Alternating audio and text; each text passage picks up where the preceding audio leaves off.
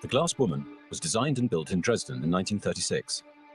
The transparent model demonstrated both the technological genius of its German creators and their desire to reveal the hidden mysteries of human biology.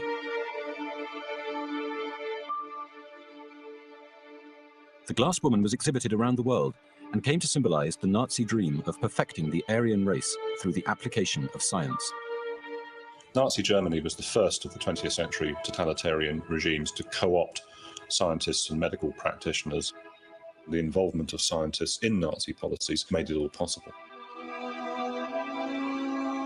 The Nazis were special in the way they used doctors because they assigned them a biological mission of purifying Germany, the world.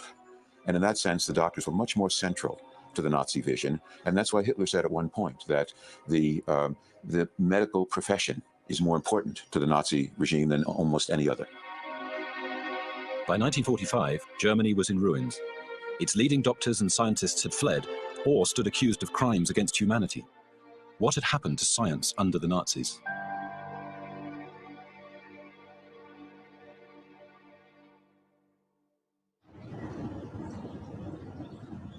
This is the story of the Nazis' favorite science, human biology. The German Hygiene Museum was one of many renowned scientific institutes which enthusiastically cooperated with the Nazi dictatorship. The Dresden Museum played an active role in the Third Reich propaganda machine. It made films which told German citizens that it was their duty to become the fittest nation on earth.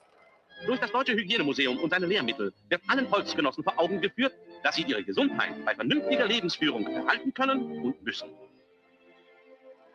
Government funding for biology research increased tenfold during the Nazi years. Doctors soon made up the largest professional group amongst SS officers. The doctors in turn became instruments of state oppression. Long before Hitler waged a war on the world, German physicians went into battle against their fellow citizens. It was Hitler's intention to breed a new, absolutely pure race of Nordic Germans, all as blue-eyed and blonde as possible. And I assume that many doctors were somehow inspired by this idea and went along with supporting it.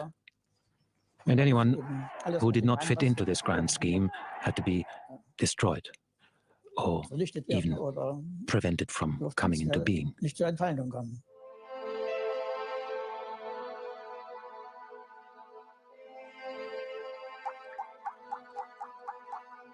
The Nazi biological revolution was not forced by politicians onto scientists. Rather, an elite group of eugenicists had inspired it in the first place. Eugenics was at the heart of Nazi policy. Like gene therapy today, the science of eugenics proposed that by selective breeding, mankind could wipe out diseases and produce a fitter people. Eugenics was an enthusiasm which swept through scientific and medical circles from 1900 onwards. And it was global in the sense that there were eugenic enthusiasts in North America, in India, Japan, China, as well as most of Western Europe. And it was also entirely cross-party political in the sense that there were as many left-wing eugenicists as there were right-wing eugenicists. Eugenics' greatest champion in the 1920s was the wealthy amateur research scientist, Dr. Alfred Ploetz. He gave eugenics a new name and a racial aspect when he introduced the new science to Germany. My father invented the term racial hygiene because he believed that the race, this eternal life stream of mankind, that this needed a certain hygiene in order that all the defects in humanity's genetic inheritance would not go on reproducing themselves.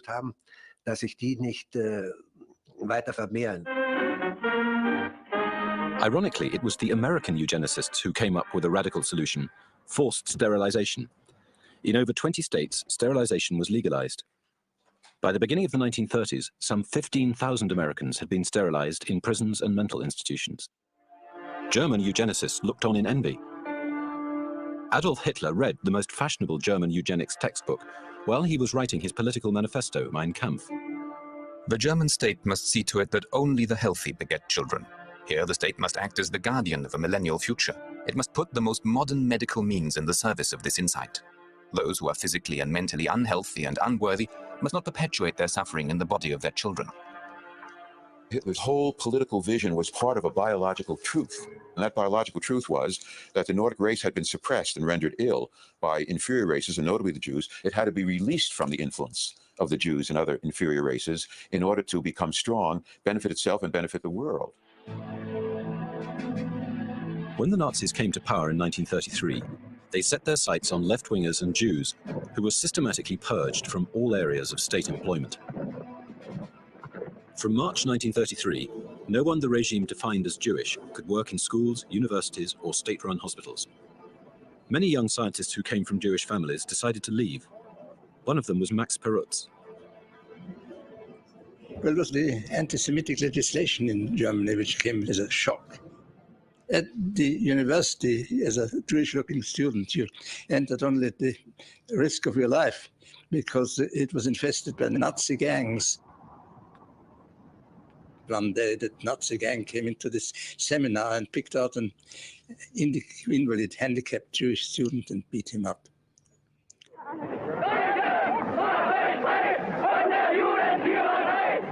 Germany at that time was the leading scientific country and had been for some years, particularly in subjects like chemistry and medicine. If you wanted to be a medical research worker, you had to go and study after you were qualified in Germany, just like nowadays you nearly always have to go and study in America for a short time. And as a student, I went to Frankfurt, and that was a very interesting experience because it was after the Nazis had come to power. I went to one lecture given by a radiotherapist who was an active Nazi. And he gave us a lecture on radiotherapy, and he showed a slide which has stuck in my memory ever since because I think it was just about the foulest thing I can remember having seen. He showed a slide of X-rays damaging cancer cells, and the X-rays were illustrated by having Nazi stormtroopers sort of seated on the ray, and the cancer cells were Jews. And I think this is about the most foul thing, well, it's certainly the most foul thing I ever heard in a lecture. The effect of anti-Semitic legislation was immediate and dramatic. In Berlin University, 42% of the doctors were Jewish according to the Nazi definition. So 42% of the doctors were kicked out, of the professors were kicked out, and assistants were kicked out. And this meant that, of course, for the junior people, there was a tremendous chance of getting a job, yeah? 42%, you know, and of course, some of them being old. So the whole medical faculty rejuvenated, became young again. And that is, of course, always wonderful if you can say, now finally all these old bastards are out and we are now a young faculty and so on and so on. I think the physicians joined the Nazi parties at a very large scale because of several reasons. The most important are they came back from the First World War, they were unemployed, and there was a high rate of unemployment amongst physicians. The Nazis were promising jobs. They were promising posts in clinics for free physicians in the town and the cities. Dr. Erich Hessler is one of the few living witnesses to that time. He was a 34-year-old junior pediatrician in Leipzig in 1933. An active Nazi party member, Hessler suddenly found himself promoted to head his department when his Jewish colleagues were forced to emigrate. The Leipzig Children's Clinic was simply known as the Jews' Clinic. And I must stress that in those days, on average, every other pediatrician was a Jew. I'm not saying they were bad doctors, but they took the jobs. It was a struggle for jobs, a struggle for existence. If the scientists had united and said that we are not going to accept the jobs of those who have been kicked out, then the whole thing would not have worked. But it's completely impossible because only one person did that. And nobody else had the courage and the decency to do so. Everybody else was just enchanted.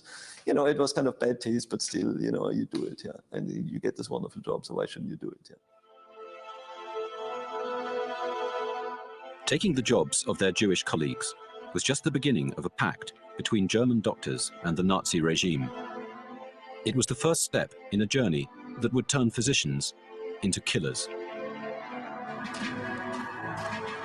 After the 1933 takeover by the Nazis, anyone in Germany who worked in the state-run medical system had to become a member of one of several Nazi health organizations. These organizations excluded anyone of Jewish descent. Hitler's propaganda claimed that Jewish people threatened the health of the Aryan population. For scientific evidence, he looked to eugenics or racial hygiene. Hitler's basic drive was anti-Semitism. But, of course, in this respect, the scientists, the biologists were very useful They were not particularly anti-Semitic, but they could give them reasons for anti-Semitism. And they got all the money and all the support from the Nazis because by pushing racial hygiene, they also pushed anti-Semitism and gave anti-Semitism what they claimed a scientific basis. One of the strongest propagandists for racial hygiene was Dr. Alfred Plötz. As a Nordic supremacist, he agreed fully with Hitler. War ein Anhänger für der germanischen Rasse. My father was a supporter of the Germanic race. Once, for example, when I was a little boy, he took the globe and said to me, "Look here, this is where law and order and modern civilization predominate." And he showed me the countries on the globe. From New Zealand, Australia, Northern Italy, Northern France, England, Scandinavia, Germany, and North America. And of course, as an impressionable young man, that made me feel that the Nordic race, the Germanic race, was the salt of the earth. The race scientists embraced the Nazi regime of what they would call the National Socialist Revolution. They were enthusiastic supporters because they saw, as some of them indicated publicly, in Hitler and his movement, the first politicians who fully understood and supported eugenics. Financed by the Nazi regime, eugenicists set out on a nationwide mission. Their aim was to record scientifically what exactly it was about the so-called Aryan people which made them so superior. Racial hygiene had become definitively racist. German eugenicists wanted to prove that other people, such as Jews and Gypsies, were statistically more prone to disease. Clearly, there are hereditary diseases. I mean, this isn't fiction. What is fiction is the notion that there is an Aryan race with its roots deep in ancient history, which is superior in its qualities to other races. And it's completely bogus to say that this superiority is being eroded by the racial tuberculosis of intermarriage or sexual relations with other races, inferior races, particularly the Jews. New laws forbade relationships between Jews or Gypsies and Aryan Germans. Local government forced Gypsies into makeshift camps. But these minority populations were not the only targets of racial hygiene in Nazi Germany. The so-called Aryan population was investigated for hereditary diseases. A vast research campaign took place, led by one of Germany's top genetic psychiatrists, Dr. Ernst Rudin. Rudin benefited from the Nazi regime's passion for eugenics, as his daughter remembers. He hoped for financial support, and after 1933, additional money came from the Ministry of Interior, from the German Emergency Fund of Sciences, and from the Reichskanzlei.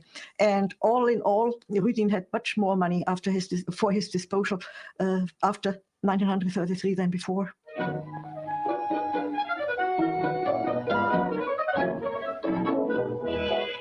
Ein solches Leben ist Gift für die Gesundheit. Wer gesund bleiben will, muss auch gesund leben. Im rhythmischen Ablauf von Arbeit und vernünftiger Erholung wird die Gesundheit gehegt und geschont. There was a positive side to eugenics, which Nazi propaganda was keen to stress. Healthy people would be the only ones fit to breed the master race. A national campaign was put into place to screen the population for disease. Alle Volksgenossen sollen vor den Röntgenschirm kommen, damit jede Infektionsquelle rechtzeitig erkannt wird. Money was poured into a nationwide health program.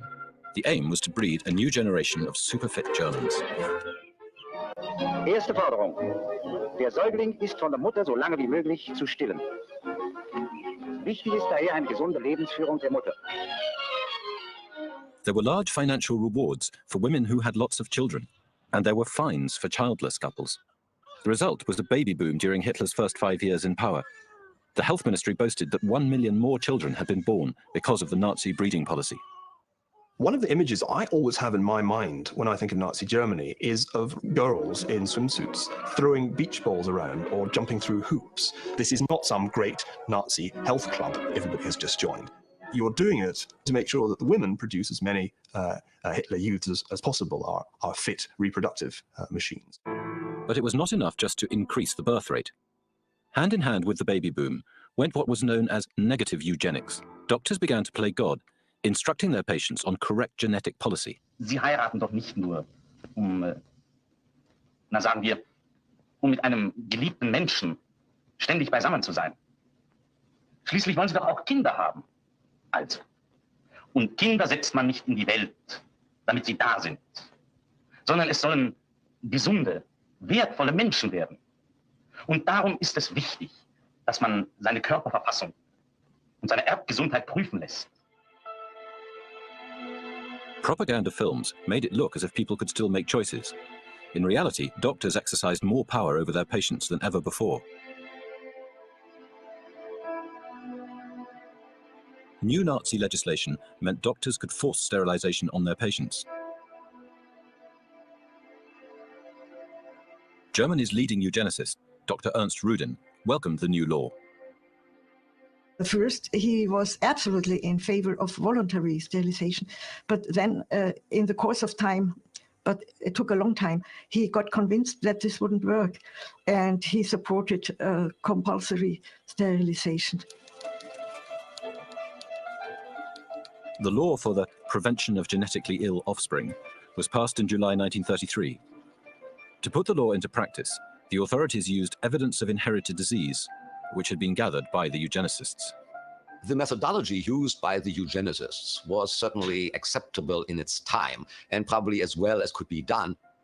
On the biological level, their conclusions could not really be disproved until the later 1930s, and especially after World War II with the discovery of DNA and other advances in the hard sciences of genetics. From now on, confidential medical files could be used against every German citizen. Many of them had reason to fear a visit to their GP.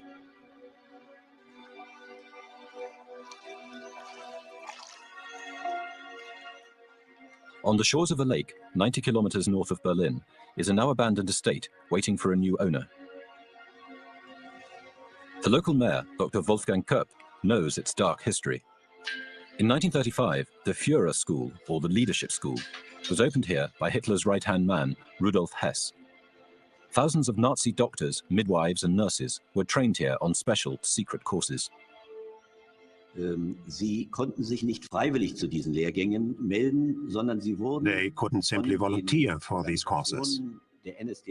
They were specially selected by the Nazi Party and by the SS organizations, and especially by the party health organizations.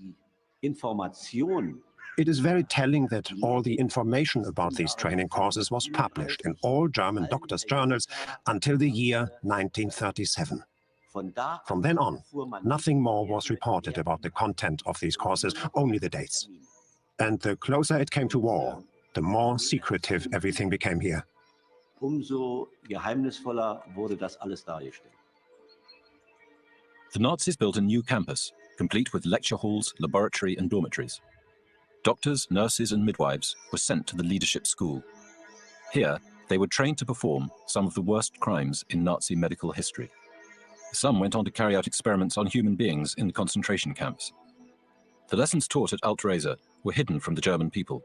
They were told it was a center for training sports doctors, and an Olympic stadium was built as part of that deception. Physicians were trained in leadership. One of the places where this took place was Alt-Reza, a whole campus for the education of physicians, more than 30,000 in leadership as a physician. In my opinion, any education in leadership for physicians is combined with a lack of humanity. The doctors and nurses who attended the Leadership School had to prove their own athletic superiority on the sports field. But more importantly, in their genetics classes, they were indoctrinated with the Nazi idea that the Jews were a diseased people and that the disabled were lives unworthy of life. Doctors were taught how to sterilize and eradicate the unfit. The medical profession had been widely trusted in the past, but Nazi doctors and nurses abandoned the Hippocratic Oath, first do no harm. I don't get the feeling that ethical training was particularly important to any form of medical education, and that it was a type of bolt-on, wishy-washy extra, and that once these people were actually practicing medicine, that the Hippocratic Oath was just something that you hung on the wall, rather like your medical degree certificates, and didn't pay much attention to it. At Alt-Reza, German doctors embraced their new role. They were taking part in a great social experiment. They were to become the creators of the master race. You've got to look at Nazi behavior in the medical profession and elsewhere as a mixture of idealism and terror. We know about the terror. We often neglect the elements of idealism. We don't like to hear about that. But the Nazis held out to German doctors the idea of being biological soldiers, cultivators of the genes, physicians to the folk, all these being very ideal, the idea of doing great work for the people in general that transcends the selfishness of a one-to-one doctor-patient relationship. Doctors cease being just concerned with a sick individual who you might not actually be able to do very much for, and you take on this grand, redemptive, racial, biological mission where you are part of the elite expert group. The regime was offering the doctors the chance to become godlike figures presiding over the nation's genetic health.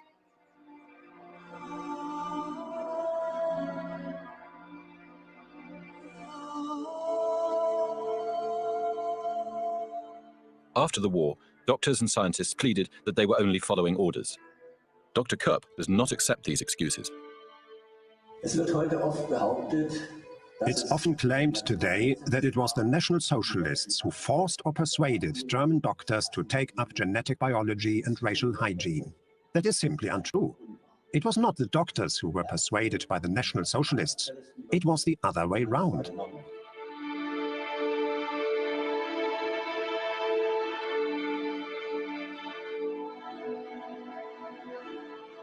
Under the Nazis' 1933 sterilization law, German doctors had the power to hunt down those they believed to be genetically unfit. They made films to warn the public to be on the alert for hereditary illnesses in their family.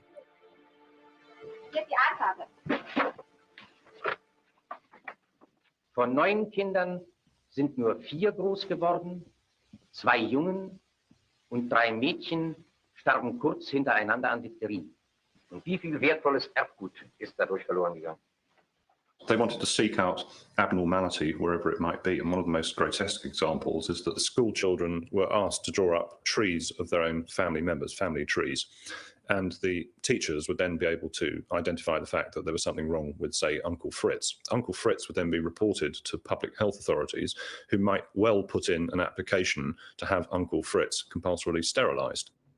Wir pflegen sie, aber wir verhindern ihre Vermehrung. Solche arme Wesen sollen in Zukunft nicht mehr neben unseren gesunden Kindern leben. Die Unfruchtbarmachung ist ein leichter chirurgischer Eingriff, ist ein humanes Mittel, durch das die Nation vor grenzenlosem Elend bewahrt wird. Mein Vater war ein idealistischer Utopist, wie die meisten dieser Leute. Und man braucht solche Utopisten. My father was a utopian idealist, like most people of that kind. And you do need utopians to get things done at all. At any rate, my father must have thought in the end, thank God, at least a few 100,000 idiots and people who would never have been able to find happiness in their lives because they are inadequate will at least be prevented from reproducing themselves and bringing new inadequate children into this world.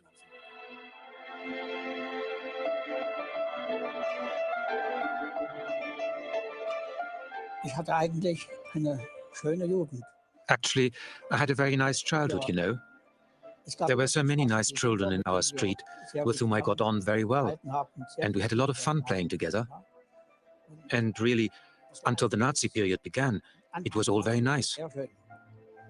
Then, when in 1933 the Hitler Youth was formed, all of a sudden, all of my friends vanished. They all joined the Hitler Youth. And suddenly, I was very alone. When Rolf Thurm was 16, his teacher reported him to the genetic health authorities. He had been born with deformed hands and feet, which made him a candidate for sterilization.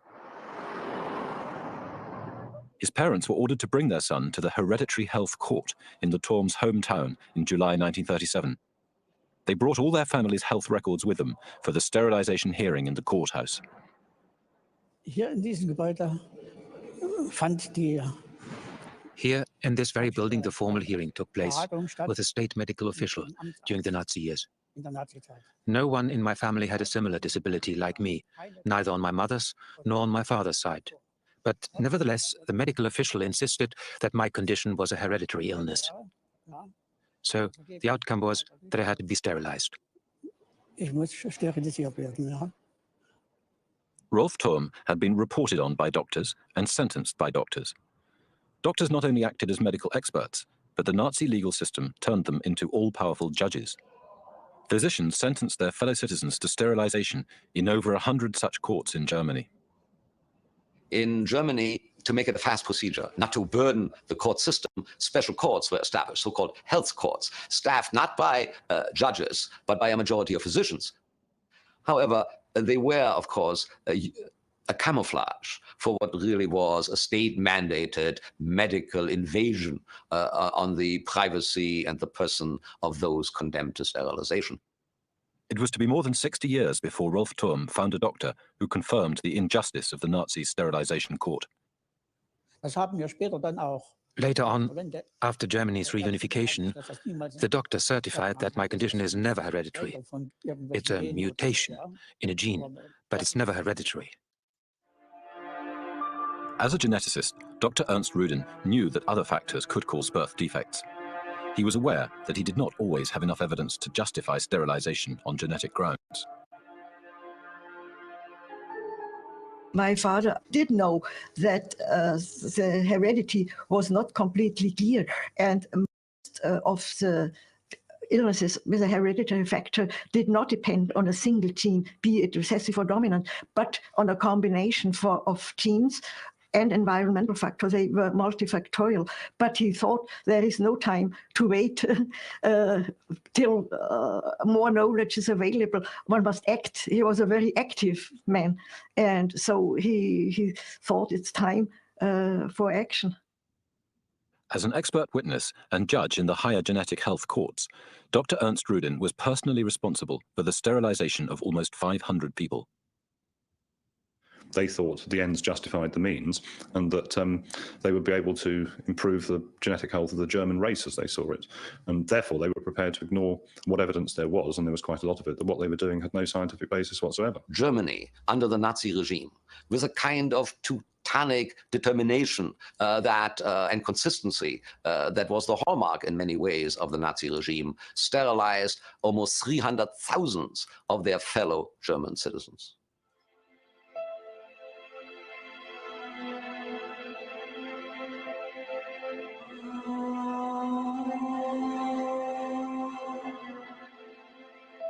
Sterilization was carried out in Germany on a huge scale. In every medical school, surgical sterilization was taught as a standard procedure. Medical students watched films of operations and were taught to perform vasectomies and tubal ligations as if they were just routine surgery.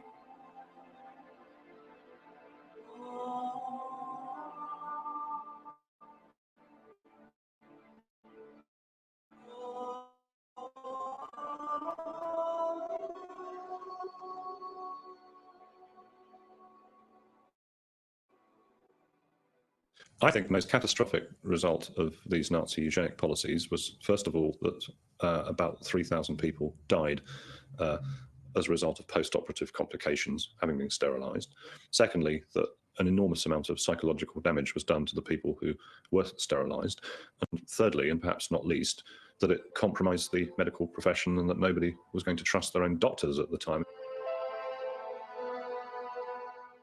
Was the death rate quite high amongst women who were sterilized? Was it? Pardon, was that death rate? No, it was not very high. But at present, I could look it up. But at present, I can't tell you how it was. It was, if now I should make an estimate, about perhaps 2% at least. But I think it was lower.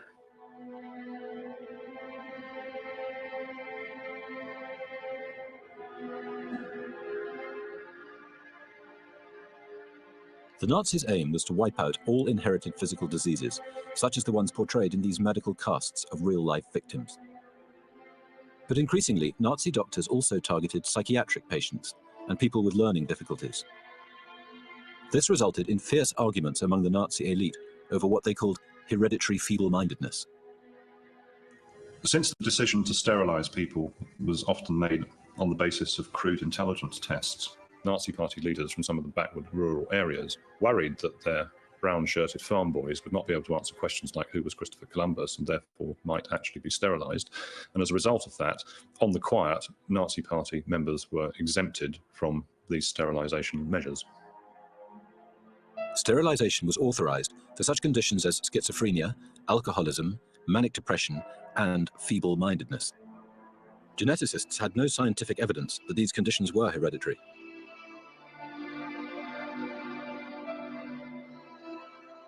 I mean, they applied it to diseases which are not clearly transmitted by single genes, such as schizophrenia.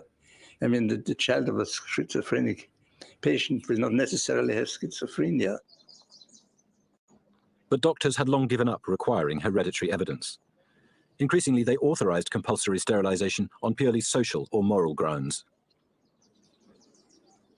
There are schizophrenic patients, especially, who urgently want a child because they think their marriage would be better when a child was there, and who thought the child would give them new joy in life and improvement.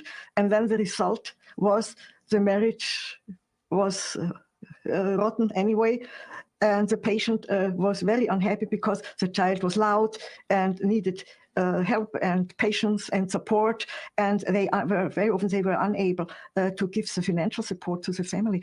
And so after some time, many patients who had wished a child did regret that. So there was no justification whatever for sterilizing these people.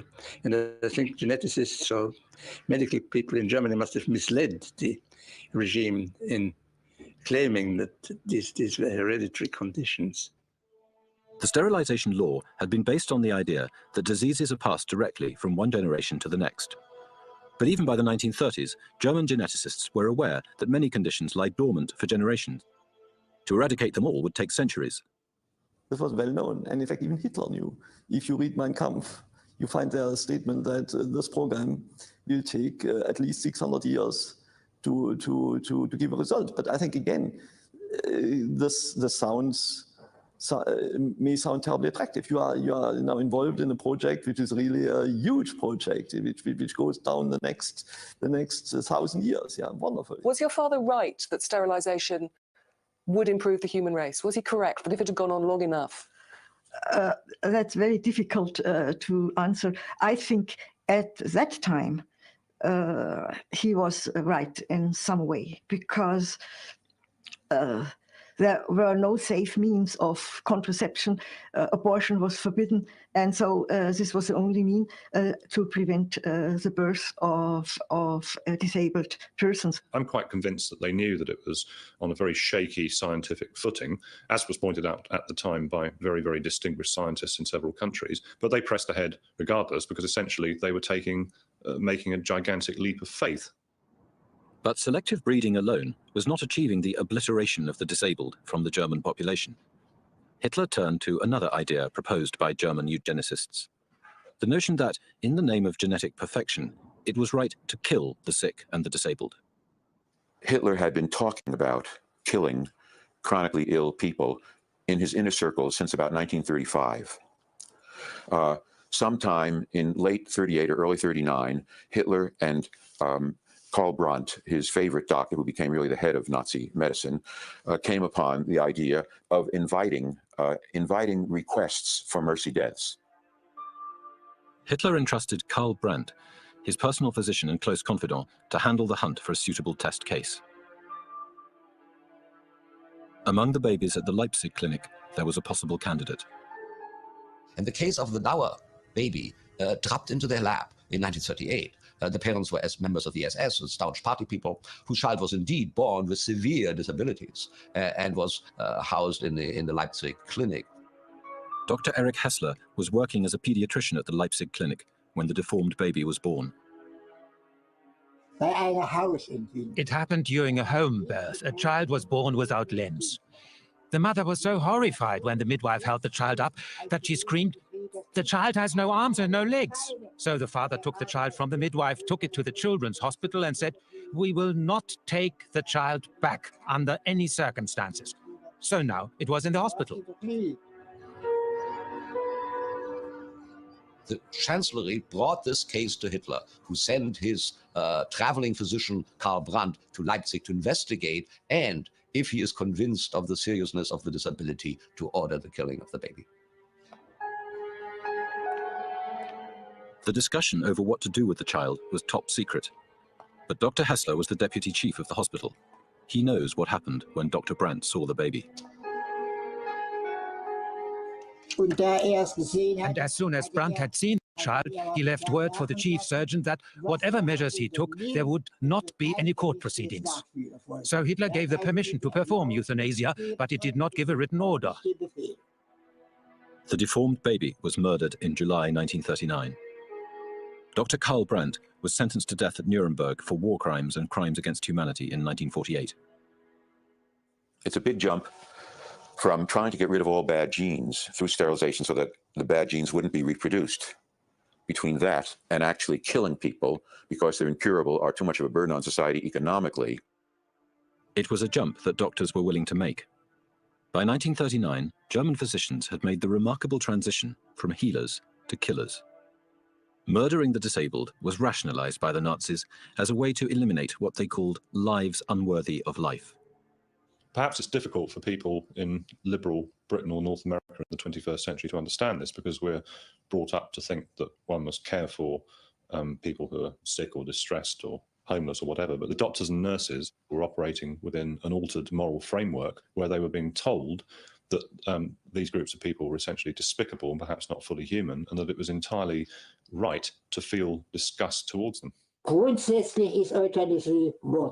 Fundamentally, euthanasia is murder. But in grave times of need, exceptional individual cases can occur, and this I cannot condemn. Besides, it's like this. Total idiot children can't be educated. They don't develop. They don't know any words. They only scream. They have to be force-fed somehow, and they'll never be clean. They are often doubly incontinent. Sometimes they smear urine and feces around if they are not tied down. Anything you give to them as a toy, they'll tear apart. These children are idiots. That's the kind of children we are talking about.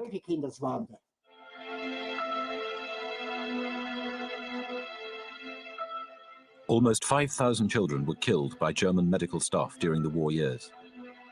Although Hitler never passed a law regarding the so-called child euthanasia, he personally authorized a committee to decide which children should be killed.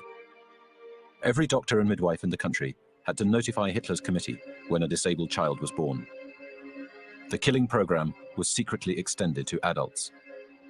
The Nazis built the first gas chambers in Germany to murder almost 100,000 disabled people and psychiatric patients.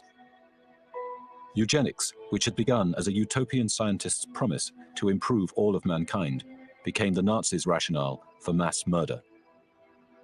The gassing technology would later be used to kill millions in the death camps.